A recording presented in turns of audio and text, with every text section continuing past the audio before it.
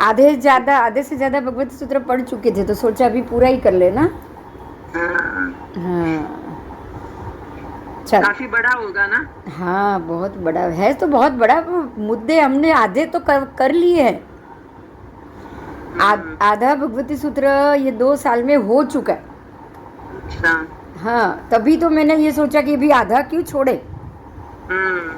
आधा टॉपिक आपको पता है, तो वो उतना तो हम आगे ही जाएंगे ना अभी। हाँ, बराबर है। हाँ, अभी थोड़ी कथा वार्ता ही ज़्यादा बाकी है। तो हर एक हम्म। कथा में से अभी इसमें परमात्मा के 60,000 प्रश्न है, टोटल 60,000। हम्म। हम्म। गौतम स्वामी और भगवान के, वो लास्ट क्लास में वही आया कि हाँ। परमात्मा की जो गणधर भगवंतों ने मूल पाठ तो बना दिए, उन्होंने जो भी चौथ पूर्व आता है 12वें अंग में, बराबर। हमारे में द्वादशांगी का ही महत्व है, द्वादशांगी को ही आगम कहा जाता है। तो हम्म। 11 अंग तो आज हमारे पास है, हाँ। 11 अंग आज हमारे पास है, लेकिन जो 12वां अंग था, और उसमें भी चौथ पूर्व, 12वां अंग का लास्ट चैप्टर है चौथ पूर्व। हम्म। तो ना आपके पास 12वां अंग है, तो चौथ पूर्व का तो प्रश्न ही नहीं। हाँ। तो हमको जो 12वां अंग जो आज उपलब्ध नहीं है, और जो चौथ पूर्व कि जो है ही नहीं, आज हमारे पास है ही नहीं, तो उसके लिए हम बाहर से कहीं और कोई और बात जाने, तो इससे तो बेटर है कि भगवान और उस समय के श्रावक श्राविका या महात्मा या गणधर भगवंतों के साथ के सीधे सवाल जवाब ही हम जाने। हाँ, एक बात है बराबर ना। है। आज प्रश्नोत्तरी सुनने से ये होता है, ये हमको फल मिलेगा कि आज हम यही सोचेंगे कि जैसे हम बैठे हुए हैं समोसरण में, गौतम स्वामी सवाल कर रहे, भगवान जवाब दे रहे, क्योंकि जो जो जवाब था वो वैसा का वैसा ही प्राकृत भाषा में गाथा बनी है ना। हाँ। भगवती सूत्र में जो गाथा में जोड़ा गया, बनाया, गणधर भगवंतों ने ही 11 रंग बनाए। तो जो हाँ। 11 रंग उन्होंने बनाए हैं, वो उनके ही सवाल जवाब को लेकर ही तो बनाए प्राकृत भाषा में। हाँ, बराबर तो है। आज उसी को आप खोलोगे और समझोगे। जैसे ही हम देखेंगे भगवान ने ये सवाल का ये जवाब दिया, तो हम यही सोचेंगे कि अभी जैसे अभी भगवान बता रहे, हाँ। क्योंकि बात तो वही की वही सीधी आपके सामने आ गई। हाँ, बराबर। हाँ, तो इसके लिए ये उनके सवाल जवाब करना बहुत जरूरी, बहुत जरूरी। तो दूसरे भी आगम में है, लेकिन भगवती सूत्र के अंदर 60,000 उनके प्रश्न के उत्तर। तो इसीलिए इसको कहा भी, सभी आगमों में इसका बहुत महत्व है। ये सूत्र का सबसे ज़्यादा महत्व, सबसे बड़ा ग्रंथ उपलब्ध आगम साहित्य में भगवती सूत्र सबसे बड़ा ग्रंथ। अच्छा। यस, और तत्व ज्ञान का ये अक्षय कोश है। अक्षय मतलब कि उसमें से कभी कुछ खुटता ही नहीं। आप जब भी पढ़ोगे आपको नया ही मिलेगा। आपको लगेगा ये मैंने पहले पढ़ा ही नहीं, चाहे मैंने 10 बार पढ़ लिया हो। मैम, बुक्स भेज दीजिए ना, तो एटलीस्ट पढ़ने को।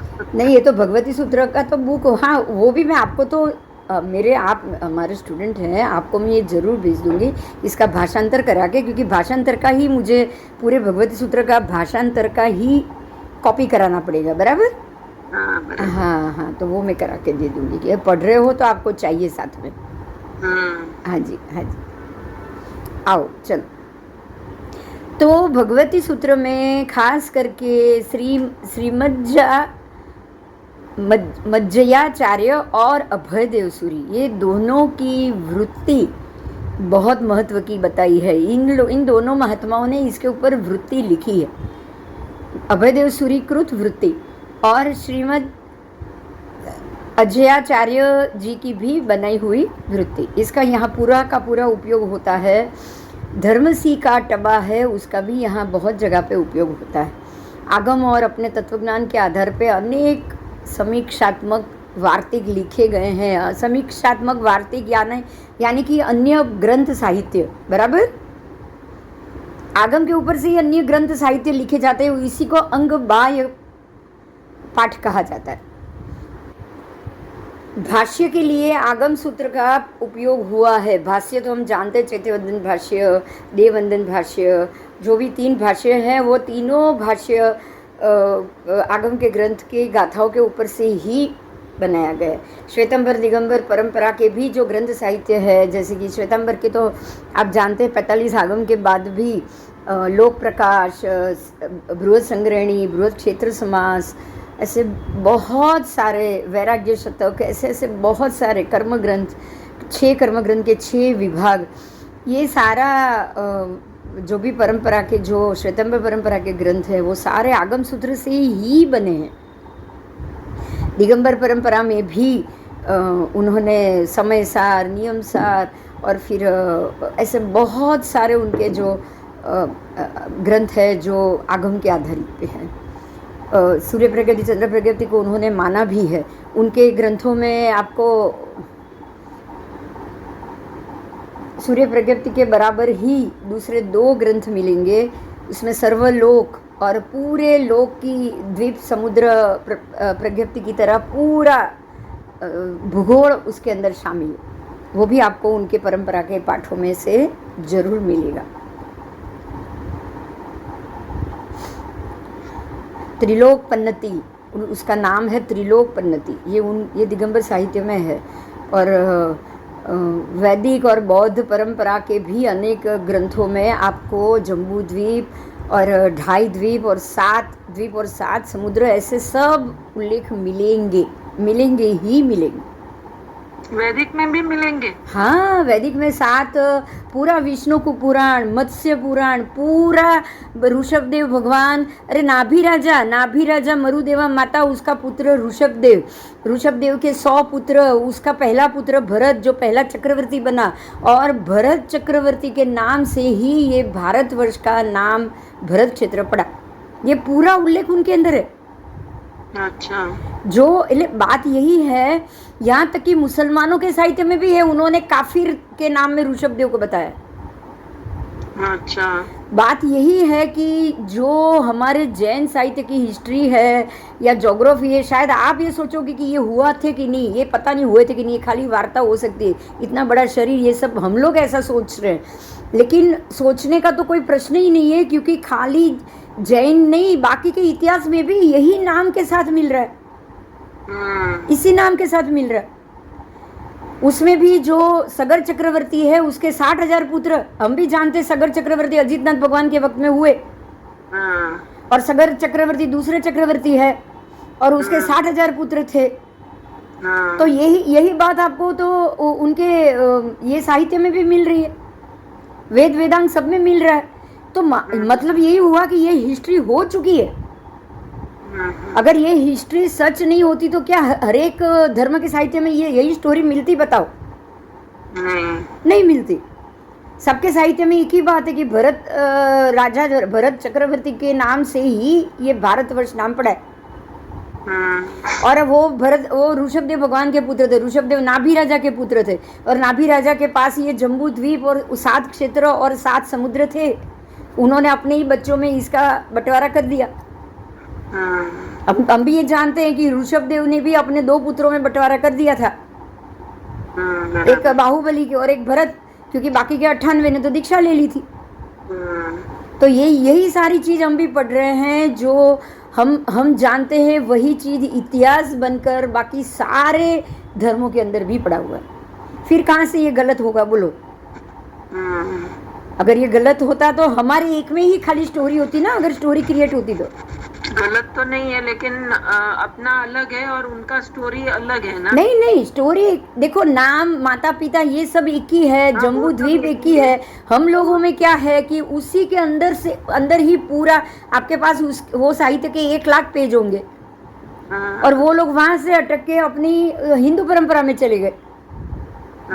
लेकिन उनकी परंपरा में भी ऋषभदेव जहाँ आ रहे हैं, उनके नीचे की परंपरा, उनके आगे की परंपरा 15, जो हमारे में भी ये जो 15 बोलते हैं ना, उनका पहले आरे में नाभि राजा और उनसे कुलकर, 15 कुलकर की बात हमारे में भी है कि नहीं? आगे ऋषभदेव भगवान के आगे 15 पीढ़ी है, 15 कुलकर की नाम के साथ बताया हुआ है।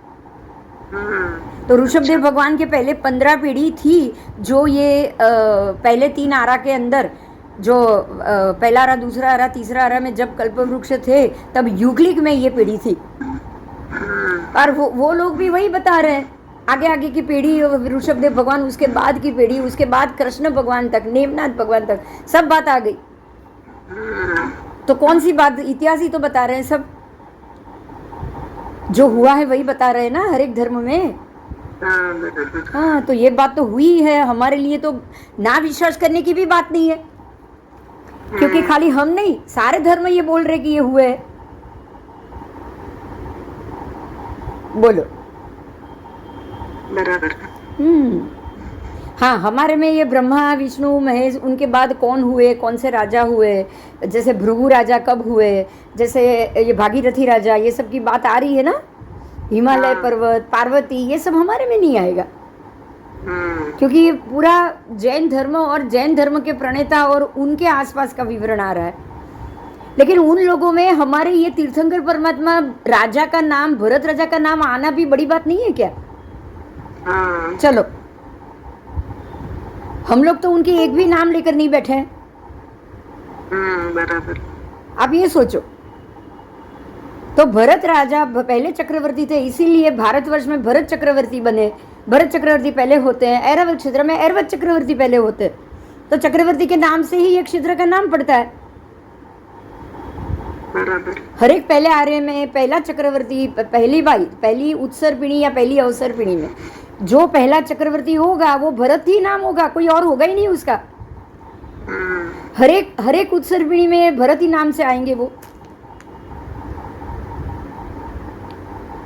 और आदिनाथ ही परमात्मा होंगे पहले, नाम ही आदि है ना, करने वाले, आदि का मतलब करने वाले, शुरुआत करने वाले।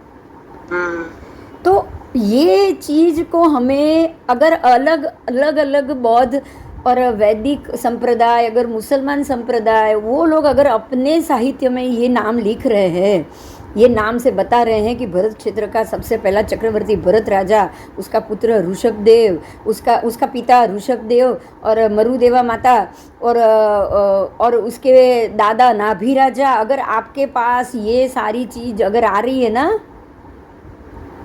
अगर ये सारी चीज़ आ रही है ना, तो आपको ये समझने पे मजबूर होना ही होना है कि ये जो हमारी जो हिस्ट्री है वो सनातन 100% सच। समझ में आई? हाँ, इससे भी आपका सम्यकत्व दृढ़ होता जाएगा। अन्य धर्मों की तुलना देखोगे ना तब भी।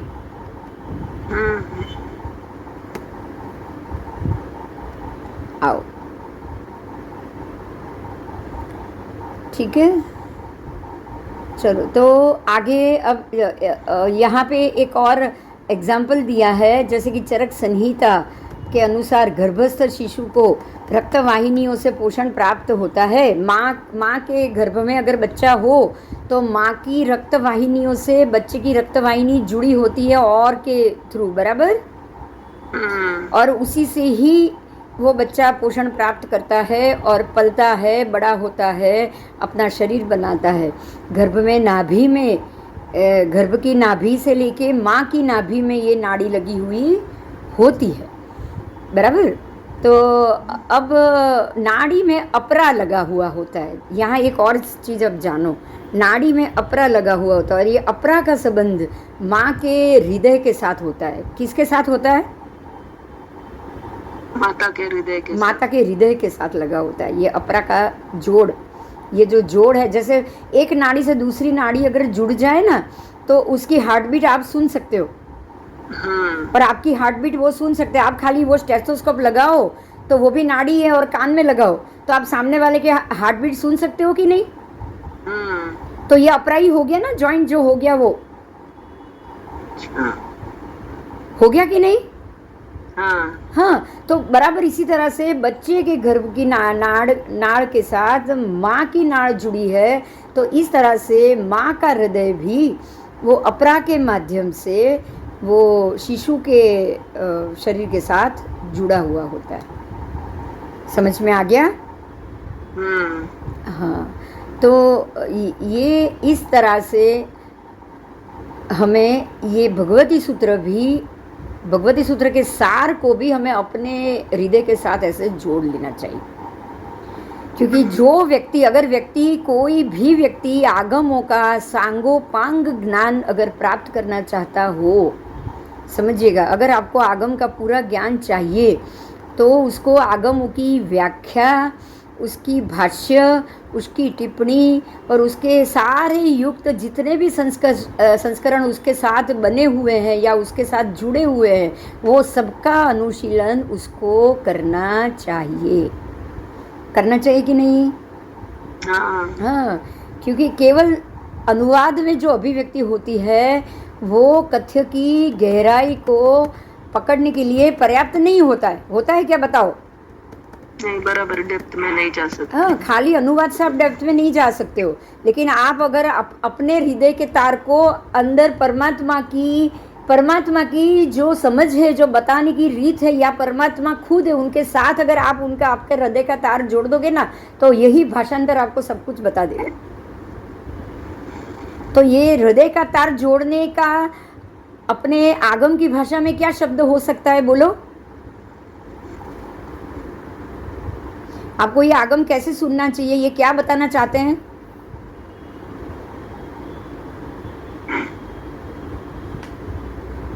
आप ये भाषांतर पढ़ रहे हो, आप मूल गाथा तो पढ़ने वाले नहीं हो। तो ये जब भाषांतर पढ़ रहे हो तो आप उससे क्या आपको यहाँ बताया है कि आपको भाषांतर कैसे पढ़ना है, क्या बताया है, बोलो क्या बताना चाहते हैं?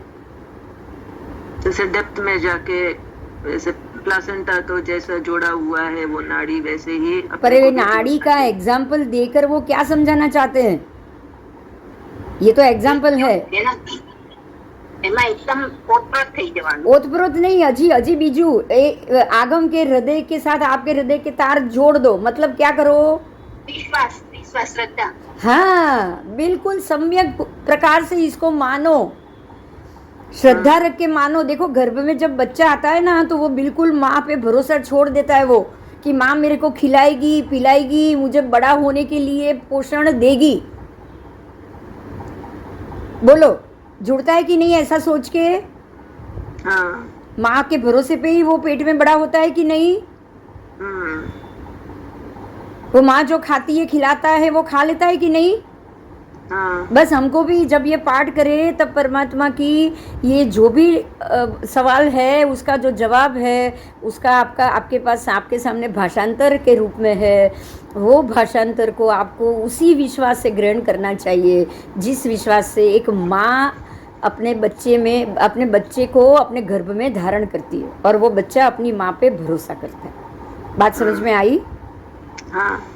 आई, क्योंकि हमको भी अपने हृदय के तार को परमात्मा की हृदय के तार मतलब उनकी वाणी से जोड़ देना है। हमें अपनी बुद्धि को उनकी वाणी के साथ जोड़ देना है।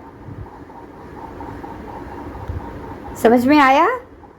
हाँ। तो इसमें क्या करना है पता है? जब वो सेंटेंस सामने आता है ना, तो ये ऐसा क्यों लिखा है, ऐसा नहीं लगता है कि ऐसा होना चाहिए, ये दिमाग में नहीं आना चाहिए।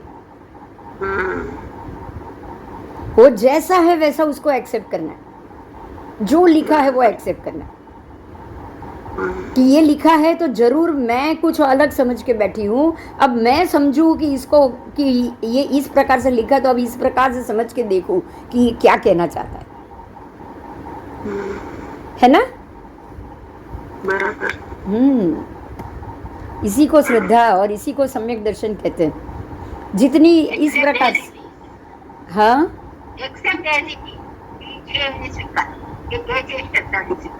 नहीं सीधू एक बात है कि अरे आपको पता है, आप जानते हो, लोग जानते कि नहीं पता, आपको तो पता है भगवान केवली हो चुके हैं और केवली को कुछ भी उल्टा सीधा बोलने की जरूरत है ही नहीं।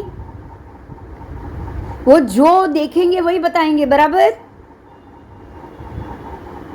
केवली भगवान ने जो बताया है उसमें कुछ भी गलत नहीं हो सकता, ये तो पता है ना।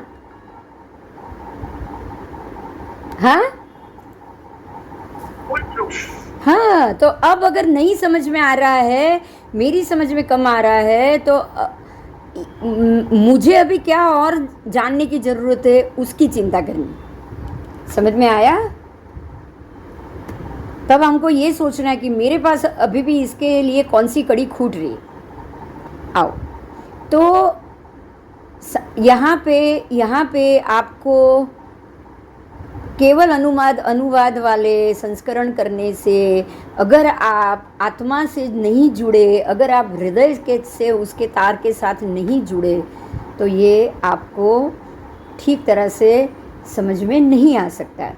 यहाँ और दो बात बताई है। पहली बात ये है कि सामान्य पाठक का उद्देश्य ग्रंथ की विषय वस्तु से परिचित होना होता है। पहली बार अगर कोई इसको पढ़ेगा तो यही सोचेगा ना कि इसमें क्या लिखा है, मैं जानूँ तो सही। आगमों में निरूपित किए विषयों का परिचय प्राप्त करने के लिए विशेष जिज्ञासा हो तो वो आगे विस्तार से उसके अनुशीलन के लिए अभिप्रेरित हो सकता है। मतलब क्या बताया पता है, आप पहली बार पढ़ोगे ना तब तो खाली आपको इसका विषय ही पता चलेगा। क्या पता चलेगा पहली बार? खाली विषय। भाई इसने प्रश्न किया, रेवती श्राविका ने प्रश्न किया, जयंती श्राविका ने प्रश्न किया, उसके बाद गोशालक ने आके प्रश्न किया, उसके बाद वो जमाली ने प्रश्न किया। विषय ही मालूम पड़ेगा शुरू में तो बस, पर क्या प्रश्न है, उसका क्या जवाब है, उसके पीछे का क्या अनुशीलन है और विस्तार से आप इसको कैसे समझ सकते हो, ये पहली बार पढ़ोगे विषय मालूम पड़ चुका है। अब दूसरी बार पढ़ोगे तो विषय तो एक तरफ रह गया, अब अंदर क्या बताया है वो उसी पे आपका ध्यान जाएगा कि नहीं? हाँ, तो इसीलिए बोला जाता है कि आगम एक बार पढ़ने से कुछ नहीं मालूम पड़ेगा, आपको इसको बार बार पढ़ना पड़ेगा, बार बार समझना पड़ना। हाँ, डेप्थ नहीं, मतलब ये है कि इसके हर एक वाक्य में सिद्धांत है। आगम का अर्थ ही है सिद्धांत, आगम का अर्थ ही है सत्य। हर एक बातों में इतना बड़ा सत्य होता है कि उसको आज एक बात समझ में आई, आज आपने 100 लाइन पढ़ी होगी ना तो मुश्किल से उसमें से 2 लाइन समझ में आई। दूसरी बार वही 100 लाइन फिर से पढ़ोगे ना तो वो 2 की जगह आपको 4 चीज़ समझ में आ जाएगी, क्योंकि वो 2 समझी थी ना, इसलिए 2 और समझ में आई। समझ में आ रहा है? तीसरी बार आपने 4 बात समझ में आ गई है तो धीरे धीरे आपको 5वीं और 6ठी भी समझ में आई। अगर वो 4 नहीं समझ में आती तो 6 तक पहुंचते नहीं आप, है ना? हाँ, यहाँ ये कहना चाहते हैं। इसीलिए पहली बार तो इसके निरूपित विषयों का ही परिचय होगा। अगर विशेष जिज्ञासा हो तो ही आप इसको बार बार पढ़ने के लिए जाओगे, विस्तार से अनुशीलन से आप उसके लिए अभिप्रेरित हो सकते हो। लेकिन प्रथम परिचय में सामान्य रूप से खाली संक्षिप्त संस्करण का अध्ययन ही अधिक सुविधाजनक और सुगम रहता है। बहुत क्लियर बता रहे हैं कि पहली बार पढ़ोगे तो आपको खाली उसके विषय ही मालूम पड़ेंगे, आगे कुछ भी डिटेल्स आपको पता ही नहीं चलेगा। फिर दूसरी बात ये बताई है कि जिन ग्रंथों का पुनः पुनः पारायण करना होता है, जो ग्रंथों को आप बार बार पारायण का मतलब कि उसको रटना, उसको पढ़ना, उसको बार बार उसके ऊपर दृष्टि डालते रहना, हाँ रिवीजन करते रहना, तब उनके केवल अनुवाद वाले संस्करण ही अधिक उपयोगी बनते हैं। तब भी आप दूसरी बार बार बार पढ़ोगे तो आपको अनुवाद ही ज़्यादा पढ़ना पड़ेगा, है ना? हाँ, तो अनुवाद को ज़्यादा बार बार पढ़ने से विस्तृत व्याख्या वाले ग्रंथों का परिमाण मूल ग्रंथ से दुगुना से तिगुना हो जाता है।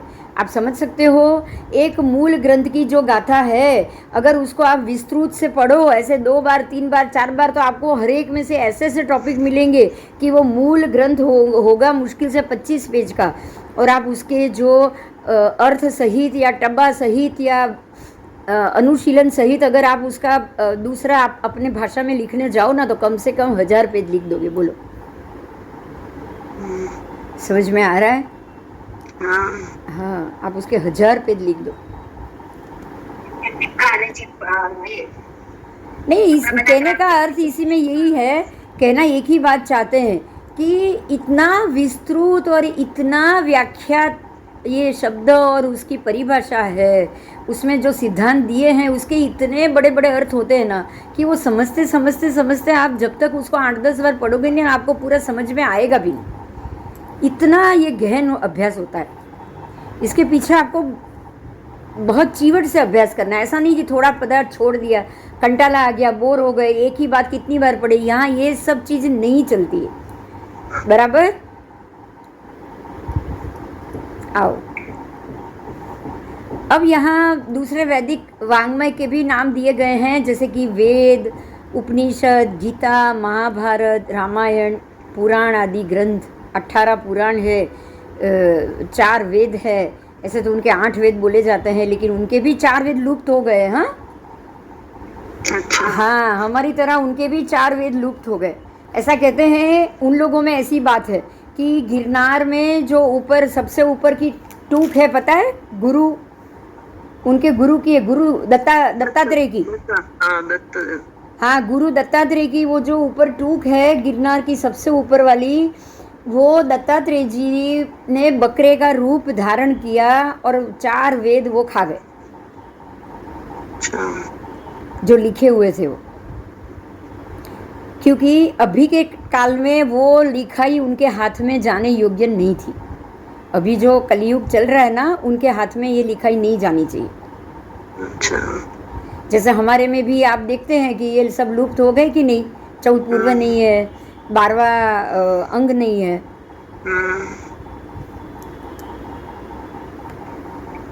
वो भी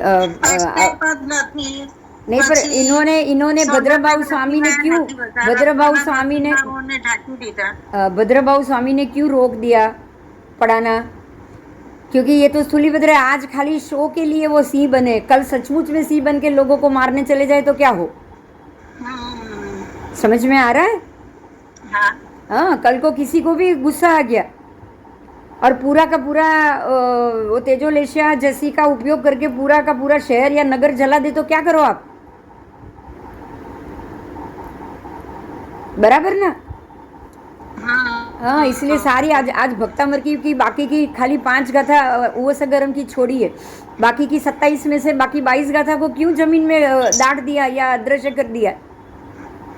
क्यों? यही कारण है, क्योंकि देव आ जाते थे वो गाथा बोलने से। दूर उपयोग करता था। हाँ, और आप जो काम बोलो वो करते थे वो देव आके। अभी ऐसा काल ही नहीं है कि ऐसी कोई पवित्र चीज़ों को आप देवों को बुला के आप उसका पवित्र उपयोग करा सको। बराबर? आओ, अभी इसमें और नाम लिखे हैं, वो भी मैं बोल रही हूँ। आदि ग्रंथ अथवा बौद्ध वाङ्मय, त्रिपिटक आदि ग्रंथ अथवा अन्य धर्मों के धार्मिक ग्रंथ जैसे कि बाइबल, कुरान आदि विपुल मात्रा में केवल अनुवाद के साथ व्यापक रूप में उपलब्ध है।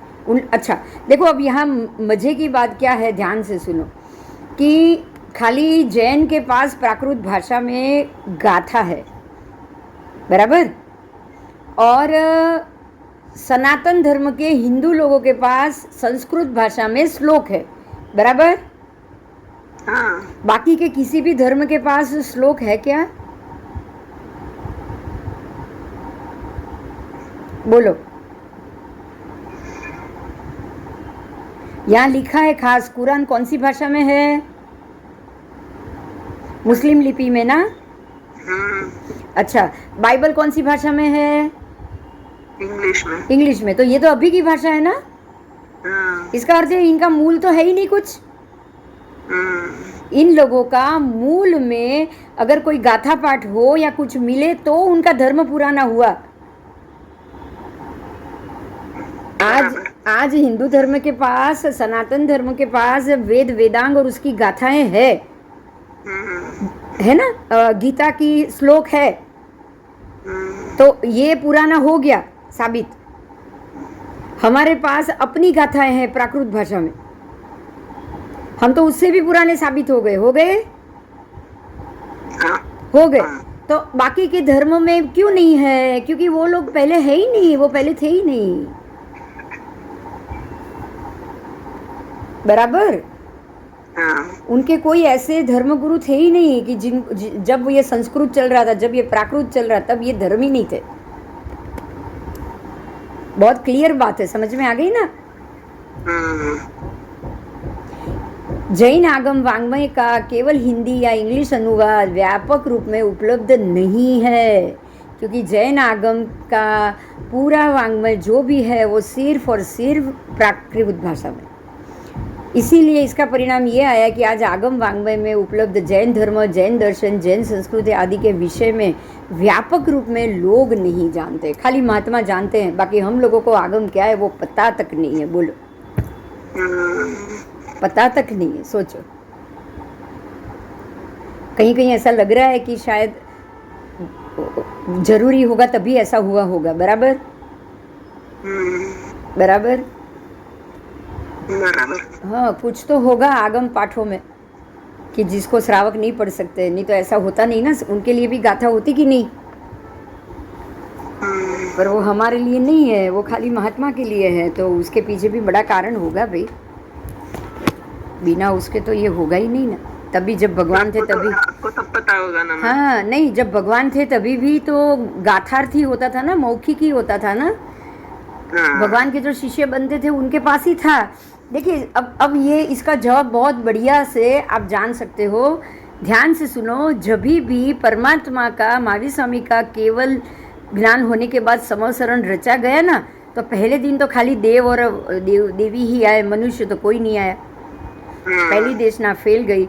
दूसरी देशना में गौतम स्वामी आए, वेद पाठी आए। जैन तो कोई था ही नहीं कि जैन आता, जैन तो कोई था ही नहीं, समवसरण था। ऐसा तो नहीं थे कि नहीं थे, क्योंकि पार्श्वनाथ भगवान तो 250 साल पहले ही हुए थे, इसलिए जैन तो होने ही चाहिए।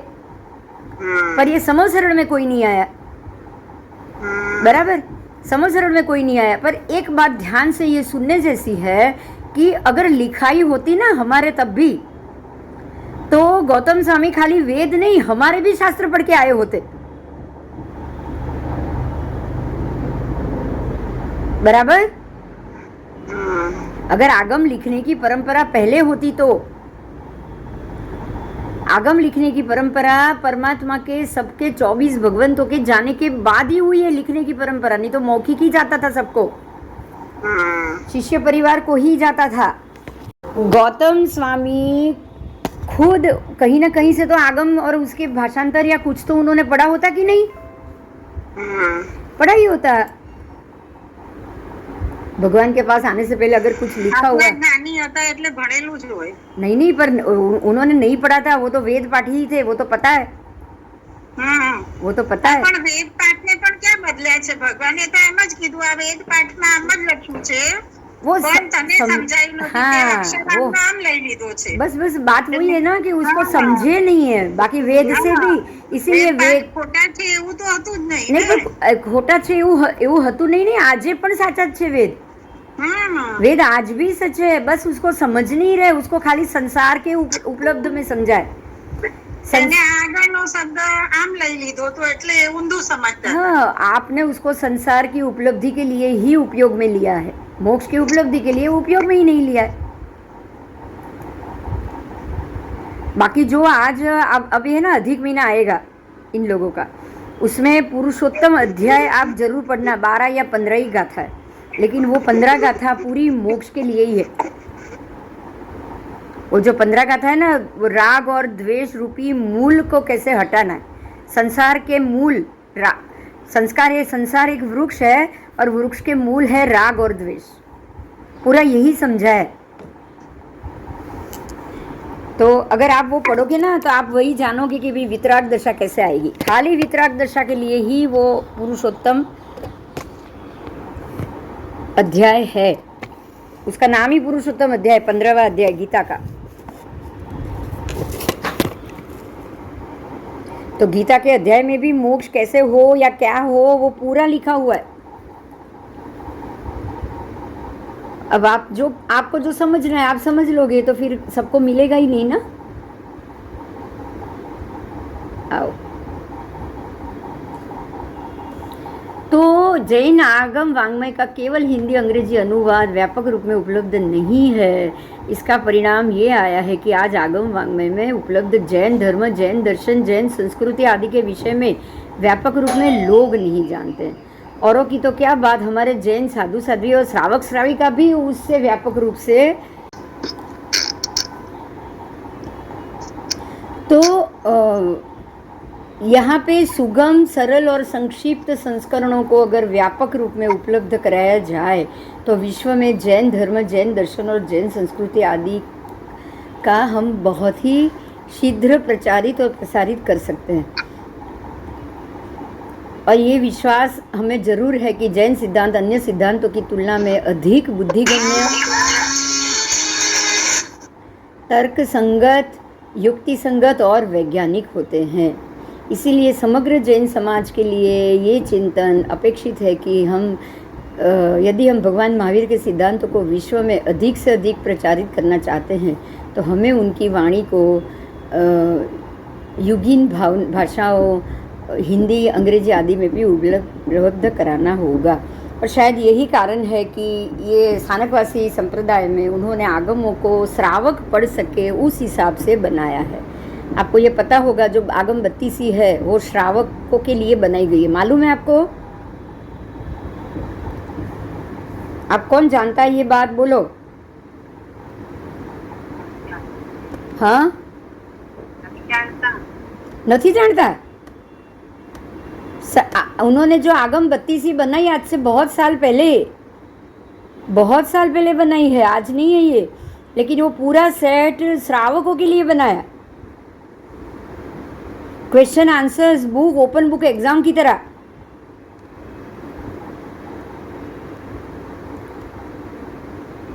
तो अब आप ये पढ़ रहे हो तो कोई आप ऐसा मत समझना कि दोष लग रहा है, ठीक है?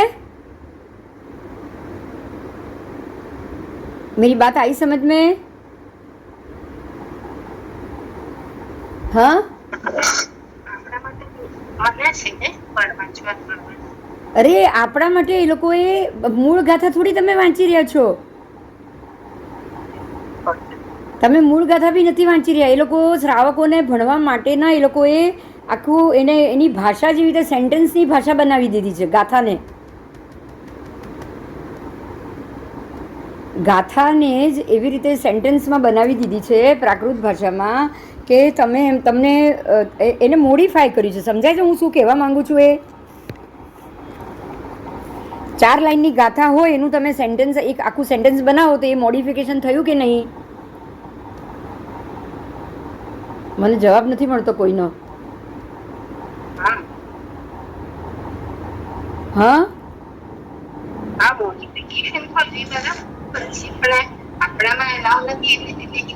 ના એલાઉ નથી. જો એક વસ્તુ સમજજો કે તમે જે રીતે લોક પ્રકાશ, જે રીતે બૃહદ સંગ્રહણી, ક્ષેત્ર સમાસની ટીકાઓ, ચોપડીઓ બનાવી છે કે નહીં, પુસ્તકો આગમના પાઠ ઉપરથી બનાવ્યા છે કે નથી બનાવ્યા? એવી રીતે તમે આ જ પાઠના મુદ્દા એ જ લો છો, પણ એને તમે નોર્મલ ભાષામાં, આગમ પહેલા હિન્દી ગુજરાતીમાં હતા પહેલા એ તો બોલો. ચાલો, હતા નહીં તો તમે એની ગાથાને તમે એને બીજી લેંગ્વેજમાં ટ્રાન્સફર કરી તો એના એ શબ્દો તો લીધા જ નથી.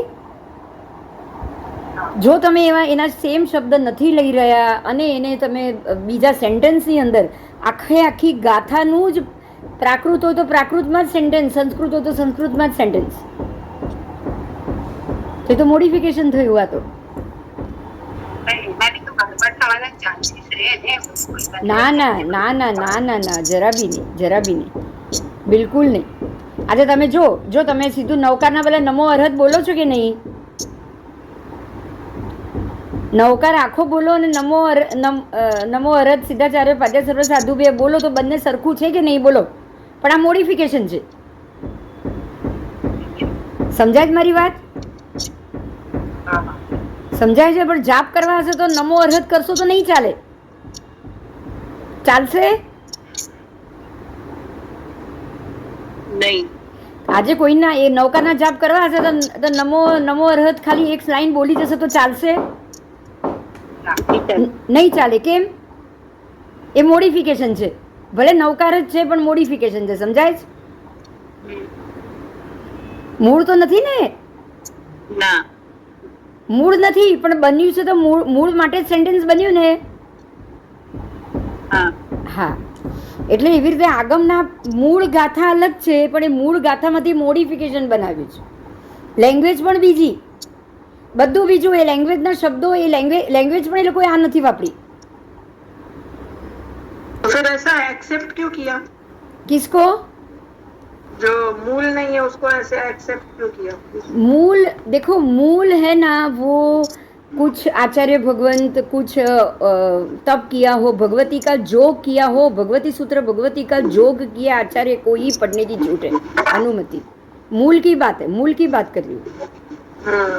पर अभी सारे आचार्य भगवंत 20-22 साल की आचार्य पदवी के बाद जब भगवती का जोग करे उसके बाद ही बाकी के आगम और सब पढ़ सके, तो फिर कोई पढ़ेगा ही नहीं ना। ऐसे यहाँ तक तो कोई सारे साधु पहुंचेंगे भी नहीं, तो क्या करेंगे बताओ।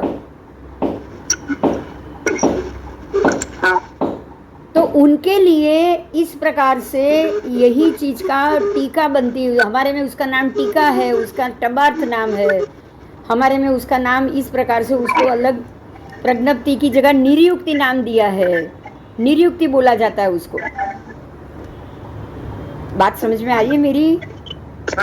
पर ये मॉडिफिकेशन है और टॉपिक वही है अंदर, लेकिन ये ऐसी भाषा और ऐसे उसका मॉडिफिकेशन किया हुआ है कि आप इस चीज को वो खाली हम ये कि भाई हमको ये पूरा अर्थ पढ़ने को मिल पाए, आपको ये पूरा मिलने को पढ़ने को मिल पाए, पर आपको मूल को छूने की जरूरत भी ना पड़े। समझ में आ रही है मेरी बात? हाँ, आपको सिर्फ उसका पता चले उसके लिए है। आओ, इसी भाव को यहाँ पे 10 वैकालिक की भूमिका में इस प्रकार व्यक्त किया। आजकल जनसाधारण में ठोस साहित्य पढ़ने की अभिरुचि कम है। उसका एक कारण उपरयुक्त ये सारे आगम साहित्य की दुर्लभता भी है। ठीक है, तो चिरकालीन साधना के पश्चात ये सारी पढ़ने की सामग्री हमें प्राप्त हो रही है, तो इससे सारे जन इसका लाभ जरूर लेंगे। ठीक है, ये सोच के उन्होंने ये सारे आगम का आगम 32 में संस्करण किया। तो जिन्होंने पढ़ना चाहा उन्होंने पढ़ा भी। आप भी मंगा सकते हो, मैंने भी मंगाया था, आप भी मंगा सकते हो। आओ, 10 वैकालिक और उत्तराध्ययन सूत्र, ये 2 मूल सूत्र है जैन परंपरा में। प्राण 32। अच्छा, ओके। हाँ, प्राण 32 એટલે 32 આગમ।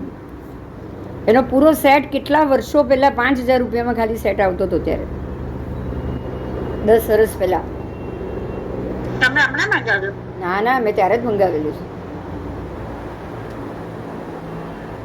મેં ત્યારે જ મંગાવેલું, ત્યારની વાત કરું, 10 વર્ષ થઈ ગયા એ વાતને, 10 થી કદાચ વધારે થયા હશે। 2009 કદાચ મંગાવ્યો છે, 14 વર્ષ થઈ ગયા।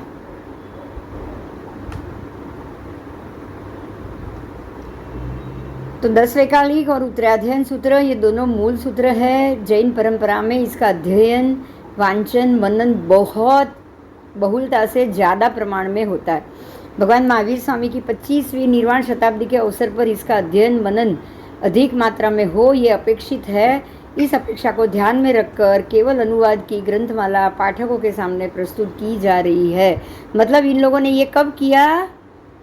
जब 25वीं निर्वाण शताब्दी आई, तब 2500 वर्ष हुए थे, तब इन्होंने ये इसको बाहर निकाला था। समझ में आया? हाँ, भगवान महावीर की सर्वजन हिताय जन भाषा में प्राकृत में प्रादुर्भूत वाणी को वर्तमान जन भाषा में श्रृंखलाकार प्रस्तुत करते हुए ये सारा आगम कोश आप सबके सामने उन्होंने रखा है।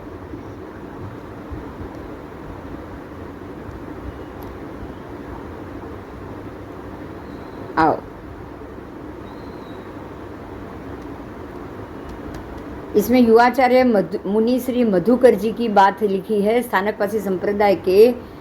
उन्होंने ये बताया कि आज से लगभग 60 वर्ष पूर्व श्री अमोलक ऋषि जी महाराज ने जैन आगम 32 सूत्रों का प्राकृत में खड़ी बोली में अनुवाद किया था और उन्होंने अकेले ही 32 सूत्रों का अनुवाद कार्य सिर्फ 3 वर्ष में पूर्ण करके एक अद्भुत कार्य किया। उनकी दृढ़ लगनशीलता, साहस एवं आगम ज्ञान की गंभीरता उनके कार्य से ही स्वतः परिलक्षित होती है। ये 32 ही आगम अल्प समय में प्रकाशित भी हो गए। अच्छा, खड़ी बोली એટલે શું? खड़ी बोली जो मैं कह रही हूँ वही आगम की ही गाथा, लेकिन वो उसी भाषा में खड़ी बोली, सेंटेंस की तरह। एक गाथा अलग होती है और उसका सेंटेंस अलग होता है, समझ में आ रहा है? गाथा है ओम नमो नमो अरियंताणम और उसका सेंटेंस है मैं अरियंत परमात्मा को नमस्कार करता हूँ, ये उसका सेंटेंस हुआ। ट्रांसलेशन नहीं है, ये सेंटेंस है। वही सेंटेंस है। नमो सिद्धाणम, मैं सिद्ध भगवान को नमस्कार करता हूँ। बोलो, दोनों चीज अलग हुई कि नहीं? तो ये मूल पाठ है, ये मूल पाठ है। और ये एक बात एक ही है, पर ये हिंदी है, ये प्राकृत है, ये मूल पाठ है, ये हिंदी में रूपांतर। समझाई बात? આને તમે હું અરિયંત પરમાત્માને નમસ્કાર કરું છું, તમે આને મૂળ પાઠ તો નહીં કહી શકો ને? ના. પણ છે મૂળ પાઠ કે નહીં? હા. એટલે મૂળ જેનાથી મૂળ ન વંચાય આ વાંચી શકે કે નહીં? હા. બસ સમજાયું? તો અત્યારે આપણે જે ભગવતી સૂત્ર આપ કરાવો છો એ આવી રીતે જ કરેલું છે? હા, આ રીતનું જ કરેલું છે. અને આ તમે બધા ઘરે સેટે બચાવી શકો છો, તમે વાંચી પણ શકો. આપણે કોઈ દોષમાં નથી બેન, આપણને કોઈ દોષ આ ભણવાથી લાગવાનો નથી, કારણ કે આપણા માટે શ્રાવકો માટે જ બનાવ્યું છે, મહાત્માએ બનાવ્યું છે. બરાબર. સમજાયું? હા.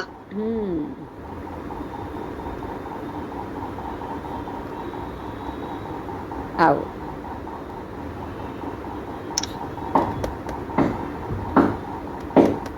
ये 15 अगस्त 2012 में लिखा गया था।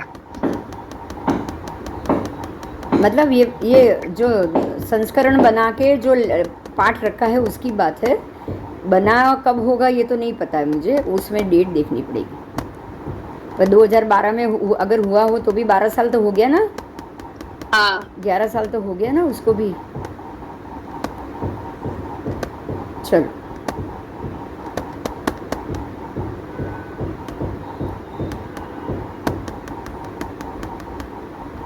एक ही पहला ही भाग 500 पेज का है। बोलो,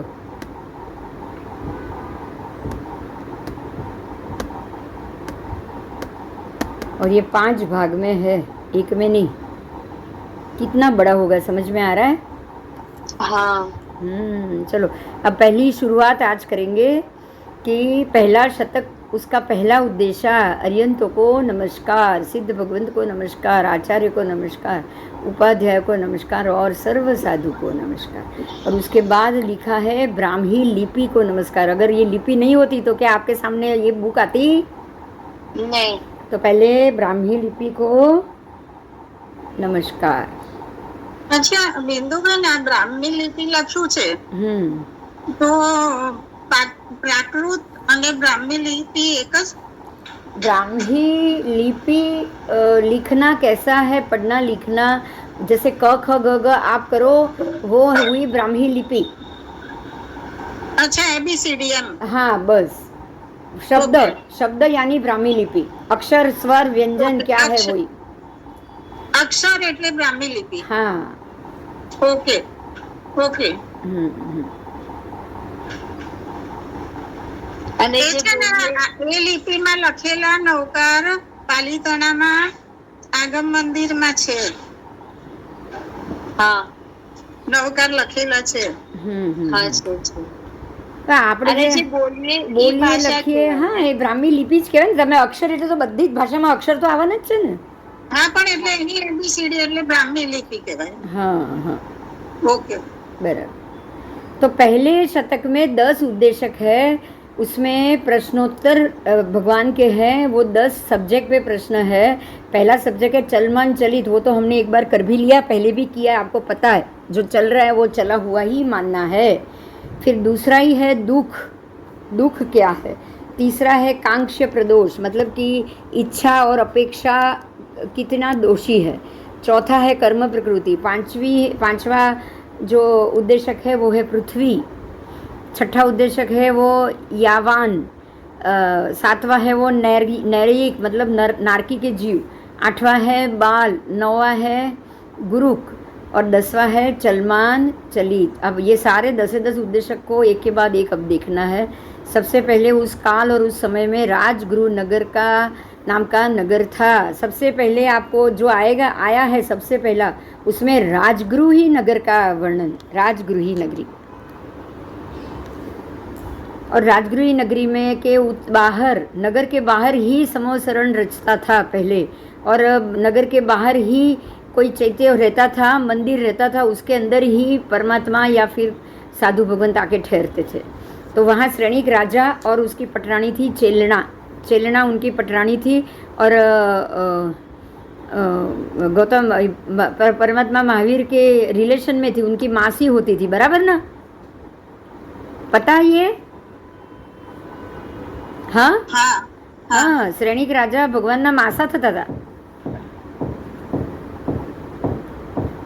શ્રેણિક રાજા ભગવાનના માસા. હા, કારણ કે એમની પત્ની ચેલના અને પરમાત્માના મા ત્રિશલા બંને બહેનો, સગી બહેનો, ચેડા રાજાની દીકરીઓ બંને. ઓકે. ચેડા રાજાની 7 દીકરી, અને જે એમના મોટા ભાઈની વહુ પણ આની જ બેન.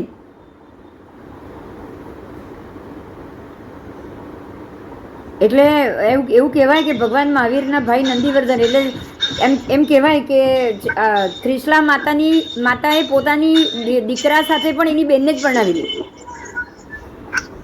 ત્રિશલા માતાએ પોતાના દીકરા નંદીવર્ધન સાથે પણ એમની નાની બેન જ પરણેલી. ઓકે. એ ક્ષત્રિયોમાં તો બધી બહેનો ભાઈઓ અંદર મામા કાકાને ત્યાં લગ્ન થતા જ હતા એ વખતે. તો नवाई लगे ना. अभी भी होता है ना, मुस्लिम्स में होता है, साउथ इंडियन में भी ऐसे होता है.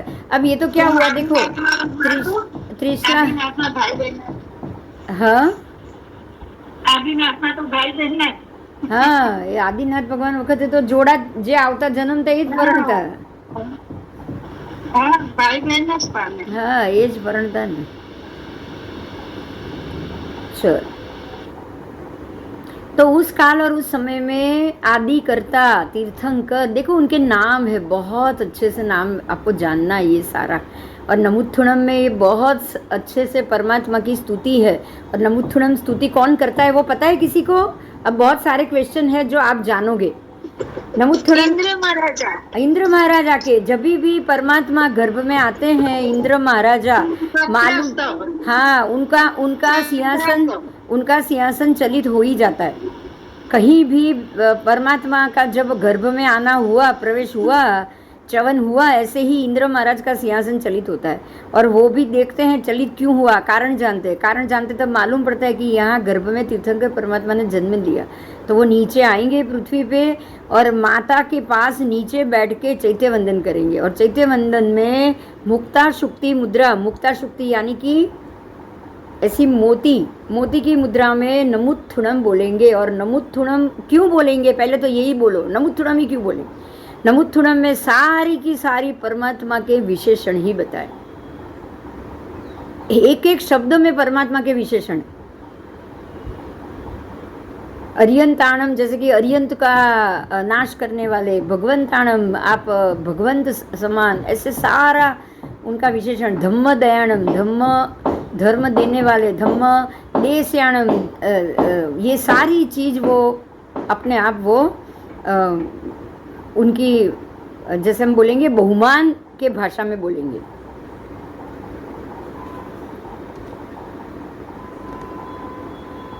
बराबर.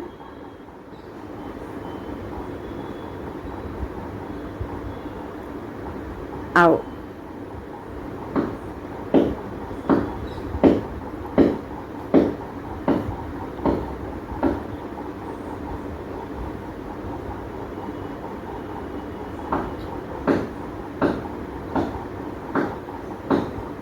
तो यहाँ पे विशेषण है, मैं बोल रही हूँ स्वयं संबुद्ध, हम बोलते हैं ना स्वयं संबुद्धाणम, पुरुषोत्तमाणम, तो वो पुरुषों में उत्तम, पुरुष सिंहाणम यानी कि पुरुष, ये पूरा नमुत्थुणम है यहाँ पे, आदि करता, प्रवचन के आदि करता, नमुत्थुणम, अरिहंताणम आदि करता, भगवंताणम भगवन, फिर स्वयं संबुद्धाणम पुरुषोत्तमाणम, पुरुषों में उत्तम, पुरुष सिंहाणम पुरुष में सिंह, पुरुष वर पुंडरियाणम मतलब पुरुषों में प्रवर ऐसे पुंडरीक समान, पुरुष वर गंध हस्तिणम पुरुषों में उत्तम गंध हस्ती के समान, लोकोत्तमाणम लोक में उत्तम, लोक के नाथ, लोकोत्तमाणम लोक नाहाणम यानी कि लोकना नाथ, लोक पज्जो अग्रणम यानी कि लोक માં પ્રજ્યોત ફેલાવનાર પ્રકાશ ફેલાવનાર પ્રદીપ, लोक में आ 14 राजलोक में प्रद्योत करने वाले। उसके बाद अभय दयाणम अभय आपनारा, चक्षु दयाणम चक्षु के देने वाले, आपको ये आगम चक्षु दे रहे हैं, किसने दिया? आंतर चक्षु किसने दिए? चक्षु तो आपको अपने कर्म से मिल जाएंगे, लेकिन जो आंतर चक्षु है वो कौन दे रहा है?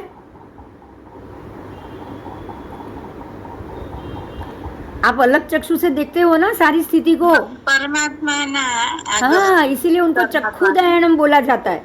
उन्होंने अलग प्रकार के चक्षु दिए ना, अलग प्रकार के दर्शन दिया ना आपको, इसीलिए वो चक्षु दयाणम। एक एक शब्द क्यों है वो जानना है बस हमको। उसके बाद मग्ग दयाणम यानी कि मार्ग का देने वाले, बताने वाले, शरण दयाणम यानी हमको शरण देने वाले, धम्म दयाणम धर्म देश करने वाले, धम्म सारहीणम धर्म रथना सारथी, धर्मना सारथी, धम्म वर चाउरंत चक्रवर्तीणम धर्म के प्रवर चतुर्दिक विजयी ऐसे चक्रवर्ती, धम्म वर चाउरंत चक्रवर्तीणम चतुरंत चक्रवर्ती, धर्मना उत्कृष्ट चक्रवर्ती, अप्रतिहत प्रवर ज्ञान दर्शन के धारक, बिल्कुल अप्रतिहत, जो ऐसे ज्ञान ऐसा दर्शन जो अप्रतिहत है, मतलब केवली है, केवल है। अब ये वापस नहीं जाएगा, एक बार आ गया है अब ये वापस नहीं जाएगा।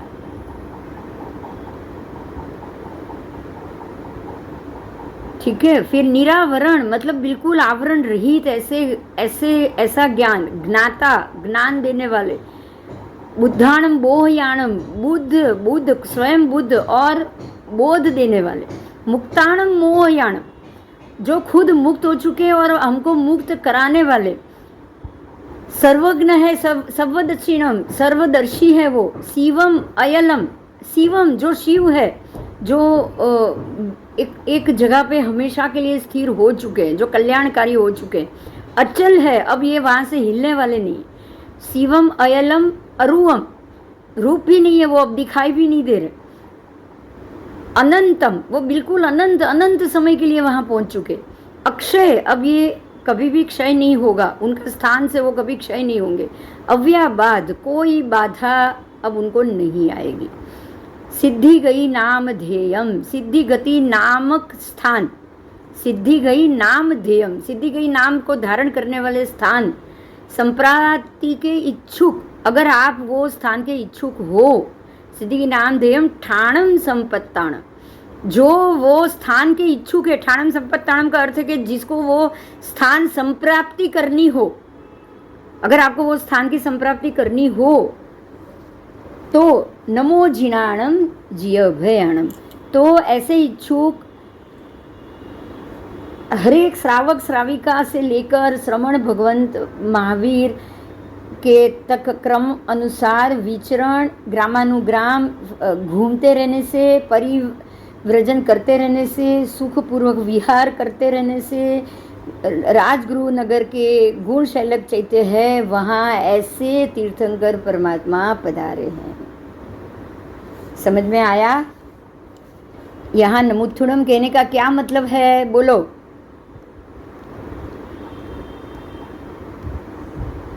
हाँ, परमात्मा की व्याख्या करनी है तो नमूथुरम के अलावा कोई शब्द नहीं है क्या? ना। हाँ, उसके अलावा कोई शब्द नहीं है। आपको भी पता चले कि इंद्र भगवान स्तुति कर रहे हैं जब गर्भ में आते हैं, आपको रोज करनी है। आपको कहाँ करनी है ये रोज? भगवान के सामने मंदिर में चैत्य वंदन करते हुए, तभी चैत्य वंदन में ये सूत्र दिया गया है। इसीलिए चैत्य वंदन में ये सूत्र दिया गया है। ठीक है, तो यहाँ लोग आते हैं, उनके अनुमति लेते हैं, संयम और तप से अपने आप को भावित करते हुए वो गुणशीलक चैत्य में परमात्मा के साथ लोग रह रहे हैं। परिषद ने नगर से निर्गमन किया, भगवान ने धर्म कहा, परिषद बैठी, परिषद बैठकर भगवान कोनो अवाज आवे छे? धर्म परिषद बैठी, भगवान ने धर्म किया, धर्म दिया।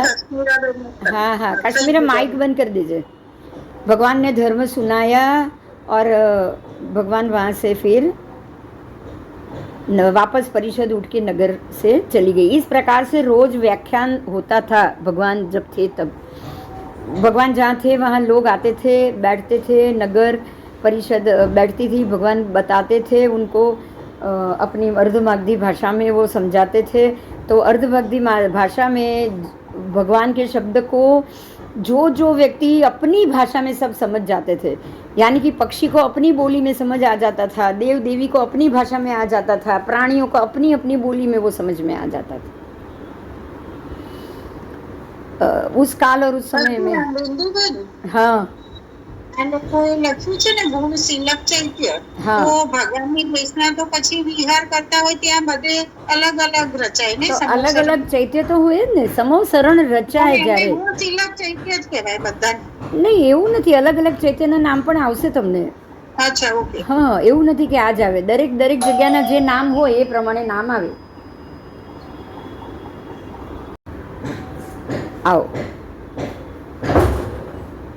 तब उस काल में, उस समय में श्रवण भगवान महावीर के ज्येष्ठ, सबसे बड़े, ज्येष्ठ का मतलब है सबसे बड़े, सामने ही देखो लेफ्ट में, ज्येष्ठ अंतेवासी गौतम सगोत्र, उनका ये गोत्र था गौतम स्वामी का। हाँ, बाकी नाम था इंद्रभूति। सगोत्र 7 हाथ की ऊंचाई वाले समचतुरस्र संस्थान से संस्थित वज्र वृषभ नाराज संहनन युक्त। तब ये सारे जितने भी वहाँ पे दीक्षा ली, सबने जो केवली हुए हैं वो सारे 7 हाथ की ऊंचाई, क्योंकि 7 हाथ की ऊंचाई तो मिनिमम थी तब। बराबर વિનુબેન, અહીંયા જ્યેષ્ઠ તમે એમ કહો છો ને, એટલે મોટા તો મને લાગે આપણે પણ જેઠનું જ્યેષ્ઠમાંથી જેઠ થઈ ગયો છે. થાય ને, થાય. જ્યેષ્ઠનો અર્થ જ મોટું છે, સૌથી મોટું. એટલે આપણે પેલું જેઠ કહીએ ને, જ્યેષ્ઠમાંથી જેઠ થઈ ગયું. મોટાને જેઠ કહીએ ને આપણે, જેઠ એટલે જ કહીએ કે ભાઈ આ જ્યેષ્ઠ છે, સૌથી મોટા. જ્યેષ્ઠ કહેવાતું હોય ને, જ્યેષ્ઠ મહિનો પણ તો આવે છે. જ્યેષ્ઠ મહિનો કેમ પડ્યો હશે વિચારો. હવે સૌથી મોટો મહિનો એમ જ્યેષ્ઠ મહિનો એટલે સૌથી મોટો મહિનો થયો. હા, તો હવે અધિક મહિનો, આ જ્યેષ્ઠ મહિનો જ આવશે કે નહીં? અષાઢ પહેલા જ અધિક આવશે કે નહીં આવે? બોલો. સમજાય છે આ જ્યેષ્ઠ મહિનો કેમ નામ છે એનું? ખ્યાલ આવી ગયો. જેઠ મહિનો, અષાઢ મહિના પહેલા, ચોમાસા પહેલા જ અધિક મહિનો આવવો જોઈએ, એટલે જ એનું નામ જ્યેષ્ઠ માસ છે. અધિક માસને એ લોકો સૌથી મોટો મહિનો કહે છે કે નહીં? કહે છે કે નહીં? હા, 12 મહિનામાં અધિક મહિનો એ લોકોનો સૌથી મોટો પુરુષોત્તમ માસ પણ કહેવાય. બધો જ ઉત્તમ માસ કે છે એ લોકો. તો જ્યેષ્ઠ મહિનાની જગ્યાએ જ અધિક મહિનો આવતો હશે ત્યારે જ એનું નામ જ્યેષ્ઠ માસ હશે ને. તો શું કામ જ્યેષ્ઠ માસ હોય બોલો?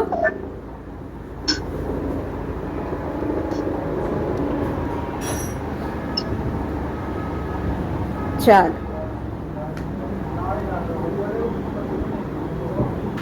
તો ગૌતમ स्वामी એમનું શરીર, એમની કાયા, એમનું બધું વર્ણન છે यहाँ। और यही वर्णन तब के सभी साधु भगवंतों के भी थे जिन्हों को केवल ज्ञान हुआ था, जो ज्ञानी थे। तो कसौटी पर खचित स्वर्ण रेखा के समान गौर वर्ण। आप अगर कसौटी का काला पत्थर लो और सोने की से एक रेखा खींचो, बोलो वो रेखा कैसी चमकेगी?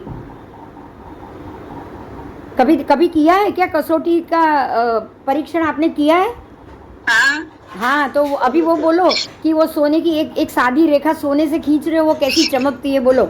हाँ જોયું છે, દેખ્યું છે, કર્યું પણ છે। हाँ, तो वो जो सुवर्ण रेखा बनती है, कलर है वो पद्म केसर की तरह पीली है, वो है कि नहीं?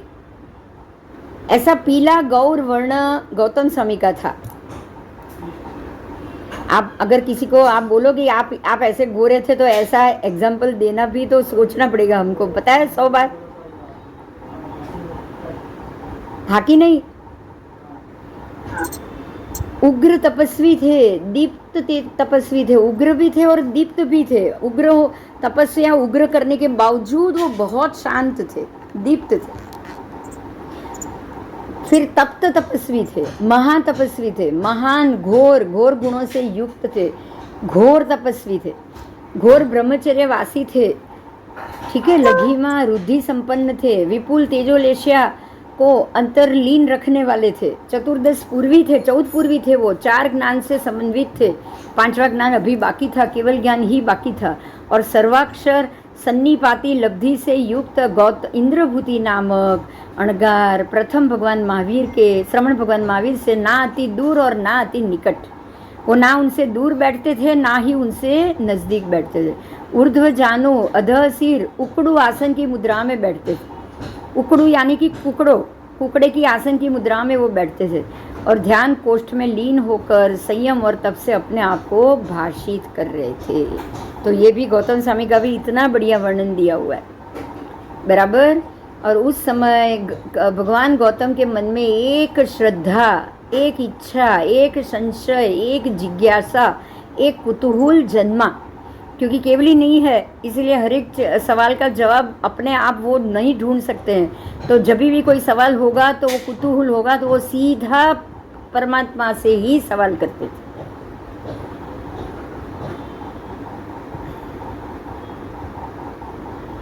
और वे उठने की मुद्रा में उठते थे और उठकर जहाँ श्रवण भगवान महावीर है वहाँ आते हैं। आने के बाद भगवान महावीर के दाईं ओर से प्रारंभ करके 3 बार प्रदक्षिणा करते हैं।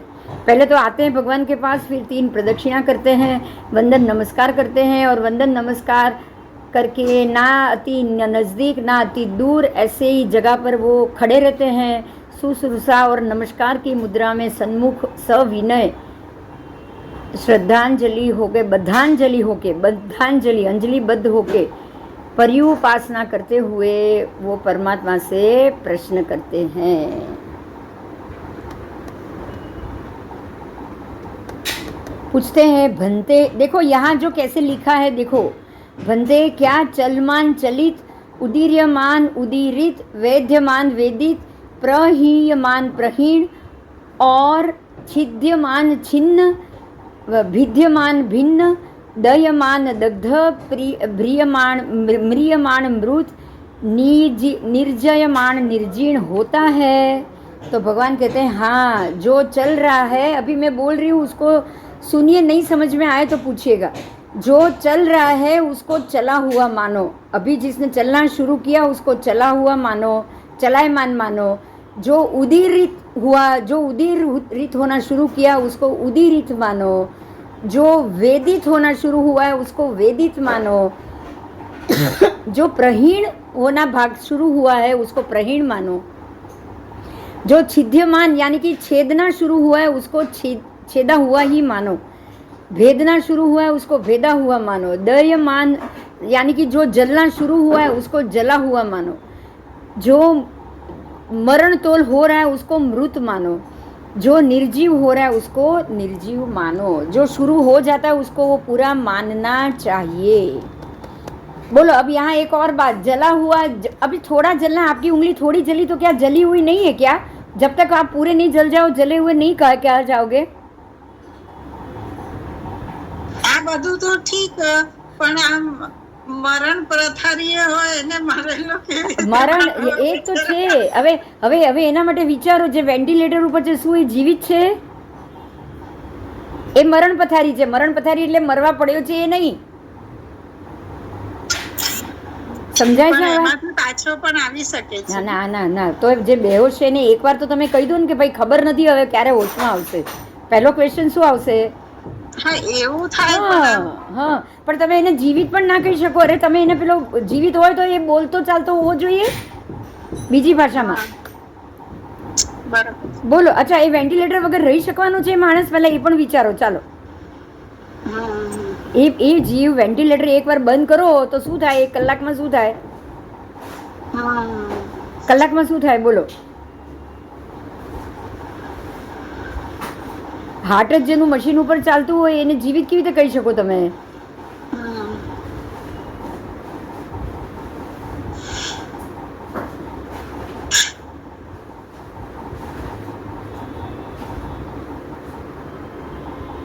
વિદ્યમાન એસે એવી રીતે ભેદાઈ ગયું હોય.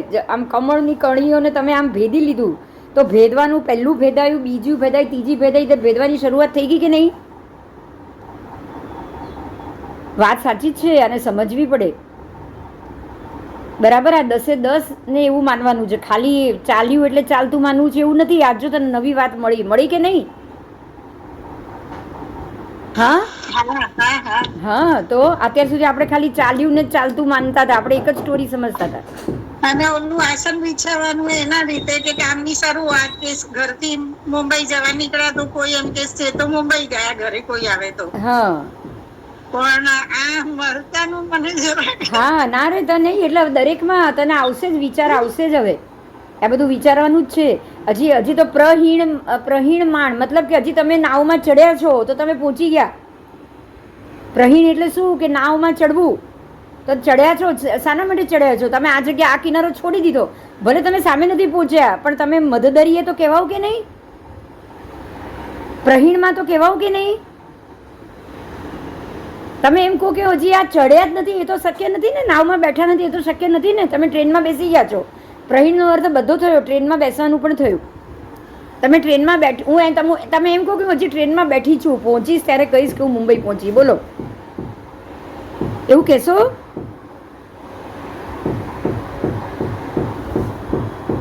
હા કે ના?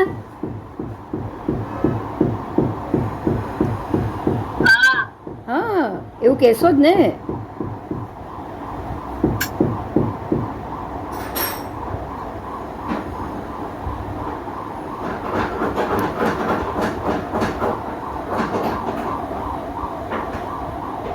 तो छिन्न मान छिद्यमान जो छेदा जा रहा है वो भी छेदा हुआ.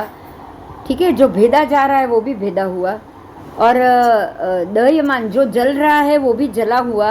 और म्रियमान जो मतलब मरण तोल अवस्था में है उसको भी मरा हुआ. और जो निर्जीव अवस्था में है उसको भी निर्जीव समझना है. ये निर्जीव अवस्था और मरण तोल अवस्था समझ लेना कि ये व्यक्ति अभी बोल चाल नहीं रहा है, तभी ये बात है. ऐसा नहीं कि अभी बोल रहा है और मरने जा रहा है, वो बात नहीं है यहाँ पे. जो ना आँख खोल रहा है ना बोल रहा है उसकी बात.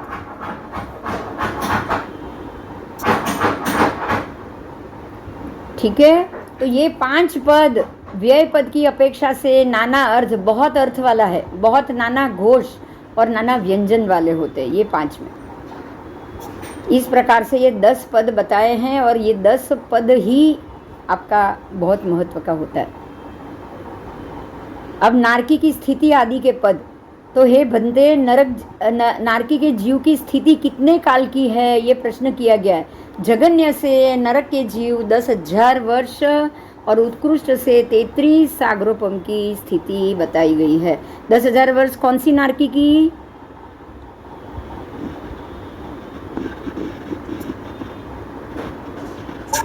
जगन्य है तो कौन सी नारकी आएगी? कम से कम पहली से तीसरी ना? पहली ही. हाँ, पहली. कम से कम तो पहली ही नारकी आएगी ना. वहाँ कम से कम समय तो पहली नारकी में ही आएगा. और सबसे अधिक उत्कृष्ट वो कौन सी नारकी में आएगा? 7वीं में आएगा. वो 7वीं में आएगा. जीव कितने काल से आन अपान और उच्छ्वास और निश्वास करता है। नारकी का जीव, नारकी के जीव के श्वासोच्छ्वास की बात की है। नरक में रहा नारकी का जीव श्वासोच्छ्वास कितने काल में करेगा, तो ये भी उच्छ्वास पद बताया है। और वो भी उच्छ्वास पद पन्नवणा के आधार पे जवाब लेना है, तो उसके लिए पन्नवणा शायद हमने देखा था, लेकिन पन्नवणा देखोगे तब इसका जवाब मिलेगा। यहाँ इसका जवाब नहीं लिखा है, ठीक है। तो ये नारकी का आहार, नारकी का श्वासोच्छ्वास, ये सारी चीज़ नारकियों की स्थिति, कितने समय में वो आहार लेते हैं, ये सारी चीज़ नरक गति के जीवों की यहाँ भगवान को सवाल किया हुआ है। आओ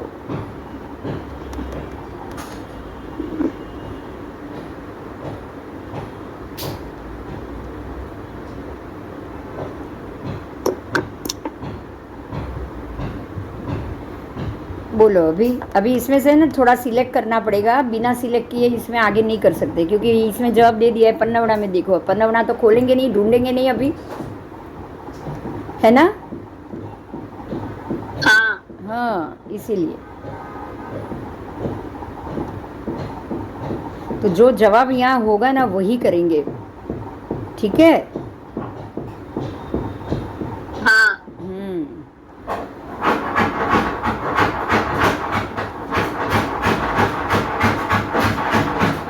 यहाँ नारकी के जीवों के पुद्गलों का भेदन बताया है। उनके पुद्गलों का भेदन तो वो दो प्रकार से होता है, अणु भेदन भी होता है और बादर भेदन भी होता है। और पुद्गलों का चय भी होता है, वो भी दो प्रकार से है। उनका चय उपचय होना। हाँ दे देते, एक मिनट। हाँ बोलो। નારકીના પૂતગલીના સમજાણું, નારકીના તો જીવોનું શરીર હોય છે ને, પૂતગલ હા, તો કેવી રીતે શરીર એટલે સમજવું? પૂતગલ એ જ તો શરીર, આપણે પૂતગલ અસ્થિકાય જ બોલીએ ને, આપણા શરીરને શું બોલીએ? અચ્છા નારકીના શરીરને જ પૂતગલ બોલીને હા, કહે છે. શરીર જ પૂતગલ, જીવોના પૂતગલ એ જ થયા ને. પૂતગલ એટલે શું? તો કે જે શરીરની અંદર જીવ બંધાઈને રહ્યો છે એ પૂતગલ. ઓકે, તો ઈ એના જે ભાગ કરીએ જ્યારે એ લોકોને મારે ઘારે તો બે ભાગ થાય, પરવું જેવું હોય ને. હા, એટલે પાછું જોઈન થઈ જાય. હા, તો એના માટે વૈક્રિય છે તમે એ લોકોનું. હા, એ લોકોના શરીર વૈક્રિય હોય છે. તો એની વર્ગણામાં તો આજે કોઈનું પણ શરીર બે જ હોય ને, પૂતગલ. આપણે પણ એક પરમાણુ ફિર બે ભેગા થાય એટલે અણુ, આપણે બધું જ હશે ને આપણા શરીરમાં પણ. આટલા મોટા 5-7 હાથના શરીરની અંદર નાની નાની કણીઓ ભેગી થઈને જ મોટું બને ને. એટલે અણુ તો બધામાં જ હોય, દરેક પૂતગલના અણુ તો દરેક જીવના શરીરમાં તો અણુ હોય ને હોય જ. એ પારો ભેગો થાય જુદું છે, એ શરીર પારા જેવું, પણ એમાંય અણુ તો હોય કે નહીં. નાના નાના અણુ ભેગા થઈને પરમાણુ ભેગા થઈને અણુ બને છે કે નથી બનતું? હોય ને એના પણ જેટલા ટુકડા કરો એટલા જીવ થઈ જાય. હા,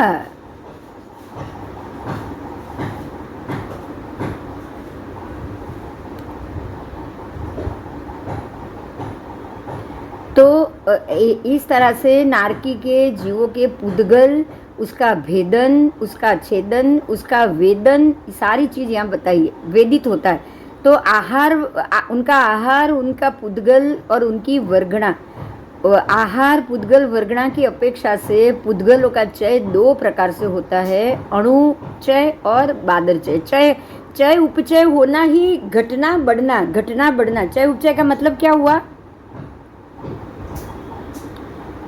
पुद्गल का चय उपचय यानी शरीर का बढ़ना और घटना। समझ में आ रहा है? आज अगर मेरा वजन कुछ ज़्यादा घूमने गई, कोई चिंता नहीं है, तो मेरा वजन 5 किलो बढ़ गया, तो वो क्या बढ़ा? पुद्गल का उपचय हुआ। क्या हुआ? चय हुआ। और अगर मान लो कि 1 किलो 2 किलो घट गया तो वो उपचय हुआ। समझ में आया? हम बोल रहे हैं हमारी भाषा में मेरा वजन बढ़ा, मेरा वजन घटा, लेकिन शास्त्र में ये कहा जाता है कि ये बिंदु जो शरीर के अंदर बैठी है उसके पुद्गल का चय उपचय हुआ। क्या हुआ?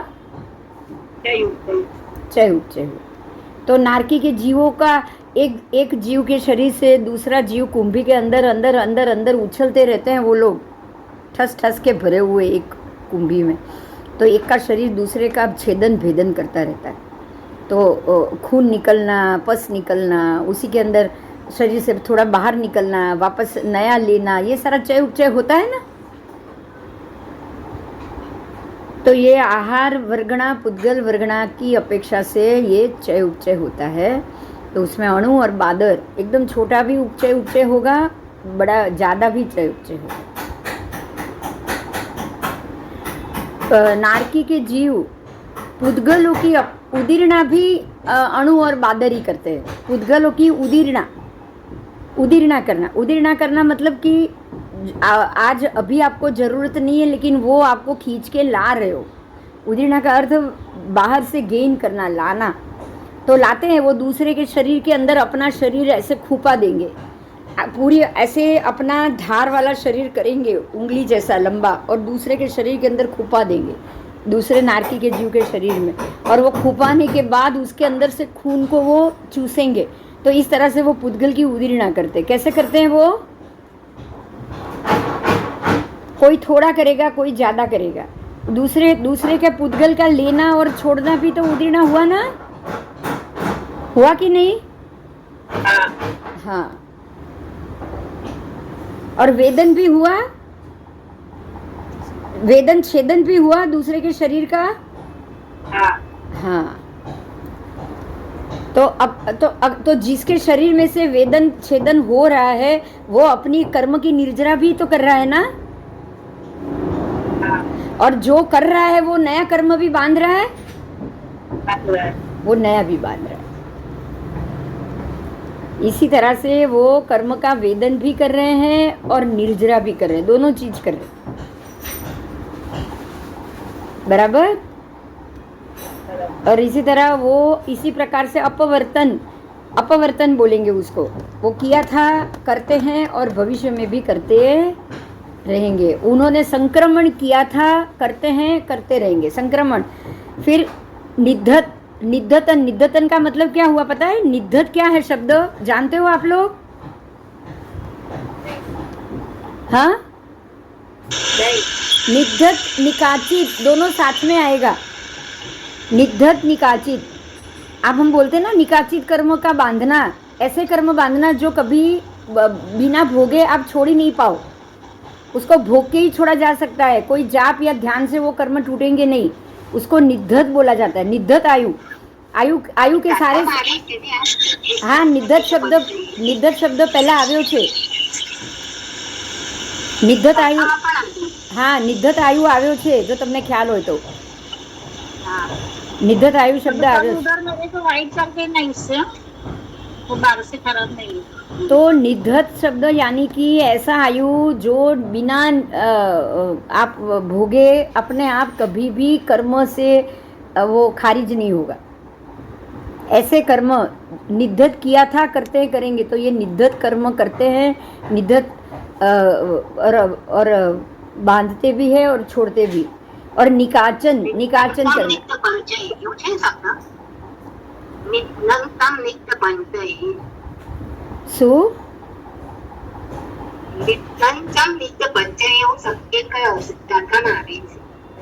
ગાથામાં આવ્યો હશે, પણ નિધત અને નિકાચિત આ બંને એવા કર્મ છે જે ભોગ્યા વગર તમે છોડી નથી શકતા। સમજાયું? હા। નામ નિકાચિત કરવું, તીર્થંકર નામ નિકાચિત થાય। કેવી રીતે થાય? શું થાય? કર્મ બંધ ન કહેવાય એને। તીર્થંકર નામ નિકાચનતા આપણે બોલીએ છીએ, ખબર છે? પણ પુણ્ય કર્મ ની છે। અરે એ તો તીર્થંકર નામ કર્મ પુણ્ય કર્મ છે, પણ પ્રતિવાસુદેવ પણ નિકાચન જ છે કે નહીં? પણ એ તો પાપ કર્મ છે। ભગવાનની તો પુણ્ય પ્રવૃત્તિ એમ નથી, હું વાત કહું છું, વાત એ નથી। કર્મ એ નિકાચન કરવું એક સિસ્ટમ છે, રીત છે। એ પુણ્ય કર્મ પણ હોય। પુણ્ય ને પાપ બંને નિકાચિત થઈ બસ બસ બસ બસ। એટલે આવા કર્મને એવી અપેક્ષાએ તમે એને તીવ્રતાથી બાંધવું, એટલે એનું નામ નિકાચન। તમે એકદમ તીવ્રતાથી બાંધો એટલે એનો ઓપ્શન જ નથી ને, ભોગવ્યા વગર। બોલો, તીવ્રતાથી બંધાયેલા કર્મોને બાંધ્યા ભોગવ્યા વગર છૂટે છે ખરા? हाँ नहीं, तो नारकी के जीव संक्रमण करते हैं, किया था, करते हैं और करते रहेंगे, निधतन किया था, करते हैं और करते रहेंगे, और निकाचन भी किया था, करते हैं और करते रहेंगे। तो ये नरक गति में भी ये सारा काम होता है। निकाचित होता है, निधत होता है, संक्रमण होता है, वेदन होता है, कर्म वेदन भी होता है, ठीक है, नए कर्म का बंध भी होता है, सब होता है, अपवर्तन भी होता है, वेदना भी होती है, निर्जरा भी होती है, सब होता है। समझ में आ गई ये बात? पहले बोलो। ऐसा नहीं है कि वहाँ जाने के बाद कोई जो है वो भोगना ही है, नया कर्मबंध नहीं होगा। वहाँ बैठ के जिसको मारोगे कूटोगे तो वो तो वहाँ का तो कर्मबंध आपको करना होगा कि नहीं होगा? होगा। जीव किधर भी बैठे हुए जो कर्म करेगा उसको वो भोगना तो होगा ही होगा।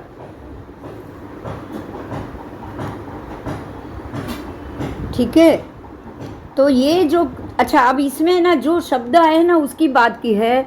एक तो भेदित यानी कि भेदना, चित यानी कि चिंतन करना, उपचित उपचय करना, चय उपचय दोनों आ गया, उदीरित उदीर्णा करना, वेदित उसका वेदन करना, निर्जीर्ण मतलब उसकी निर्जरा करना, अपवर्तन करना, संक्रमण करना, निधतन करना और निकाचन करना।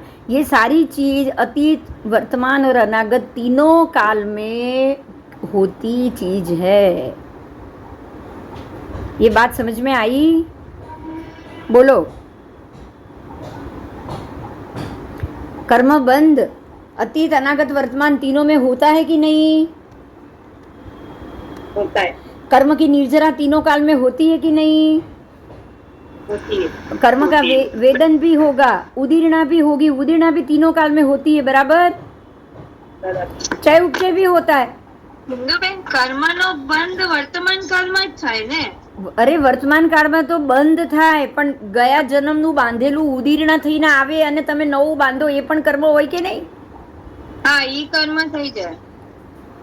પુણ્યાનું બંધી પુણ્ય ને પાપાનું બંધી પુણ્ય વાળા કર્મો તો બધા પહેલાના બાંધેલા જ છે ને, અનુબંધના. હા, તમને થોડી ખબર છે કે તમારું આ કર્મ નવું ઊભું થઈ રહ્યું છે કે પહેલાનું અનુબંધ વાળું આવી રહ્યું છે? ખબર છે કશું? બોલો. તો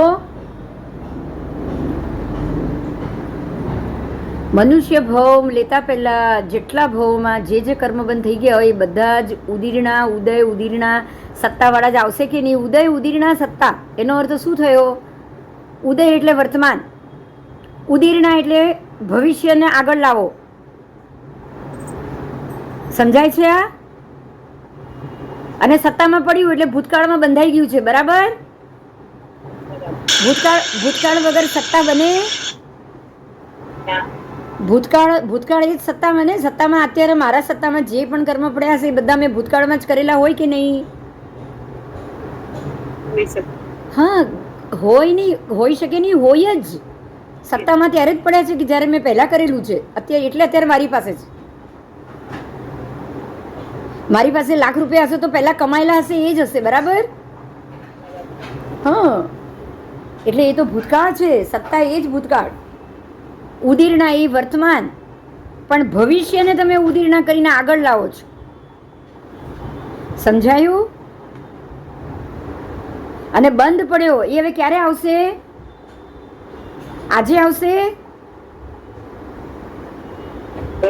ભવિષ્યમાં આવશે.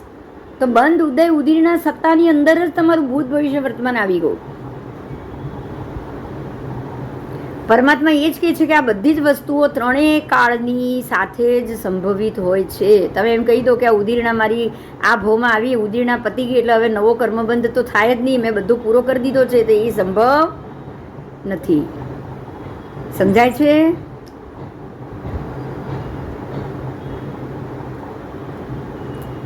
यहाँ खास बताया, क्वेश्चन किया है गौतम स्वामी ने कि हे भगवान, नारकी के जीव तेजस और कार्मण शरीर के रूप में जो पुद्गल को ग्रहण करते हैं, नारकी के जीव के पास तेजस शरीर भी है और कार्मण शरीर भी है, बराबर? तो वो शरीर के रूप में वो जो पुद्गल को ग्रहण करते हैं, क्या वो अतीत काल समय में ग्रहण करते हैं, वो वर्तमान में ग्रहण करते हैं या भविष्य में ग्रहण करते हैं? तो भगवान जवाब देते हैं कि अतीत काल समय में वो ग्रहण नहीं करते हैं, वो वर्तमान काल समय में ग्रहण करते हैं। अतीत समय का तो बांधा हुआ खोलने की बारी आई, ग्रहण करने की बारी नहीं आएगी, बराबर? वो तो अतीत में ग्रहण किया हुआ है, इसीलिए वो आपके उदय में आया है। पर जब उदय चल रहा हो तब आप जो भी करते हो, जो भी ग्रहण करते हो, वो अतीत के लिए नहीं करते हो, वर्तमान के लिए करते हो ना। आप वर्तमान में ही ग्रहण करते हो, भविष्य के लिए भी ग्रहण नहीं करोगे, ना भविष्य के लिए ना भूतकाल के लिए, सिर्फ वर्तमान में ही आप उसको ग्रहण कर सकते हो। बहुत सिंपल बात है कि जो भी कर्मबंध पड़ा होगा वो उदीर्णा करनी हो या उदय काल में ही उसको बदल सकते हो। ना आप सत्ता में बदल सकते हो, ना बंद करते वक्त बदल सकते हो। समझ में आ रहा है? कब बदल सकते हो?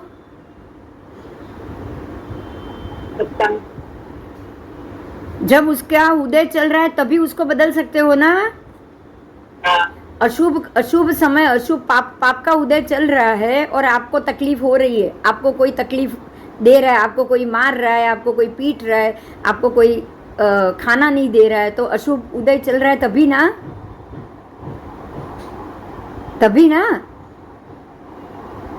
वो उदय चल रहा है। इसीलिए तो अब जब ये उदय चल रहा है तो उस समय आप क्या ग्रहण कर रहे हो, आप जो भी ग्रहण कर रहे हो उसी समय ग्रहण कर सकते हो ना। अगर शांति भी ग्रहण करनी है तो इसी समय करोगे, और क्रोध भी ग्रहण करना होगा तो भी इसी समय कर सकोगे, बराबर? ना भूतकाल में ना भविष्य में। बहुत अच्छा समझा है भगवान ने। जो भी बदलाव लाना है, जो भी कर्म बंध से अगर बचना है तो सिर्फ वर्तमान में ही आप उसको बदल सकोगे, ना कभी भूतकाल में बदल पाओगे ना भविष्य में बदल पाओगे। बात समझ में आ गई आपको? बहुत बड़ी बात थी आज। जब भी कर्म उदय में आए तो उसको शांति से कैसे खत्म करना है। वर्तमान में आपको शांति और समाधि ग्रहण करनी ही पड़ेगी, अगर नहीं करोगे तो नहीं हो पाएगा। समझ में आ रहा है? हाँ, इसीलिए वर्तमान को सबसे ज्यादा महत्व दिया गया है। किसको? सभी महात्मा बोलेंगे एक ही बात, वर्तमान जोग। आप कुछ भी पूछोगे, बोलोगे या देने की बात करोगे तो क्या बोलेंगे? वर्तमान जोग। क्यों? अगर वर्तमान में जरूर होगी तो मैं बताऊंगा। समझ में आ रहा है?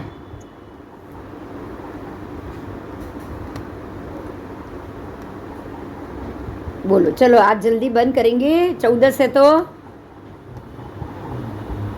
हाँ हाँ हाँ, आज जल्दी बंद करेंगे, ठीक है? आज 14 से तो, अब कल मिलेंगे। Thank you. बराबर? चल चल हाँ। चल। जय जिनेंद्र। जय जिनेंद्र। जय जी।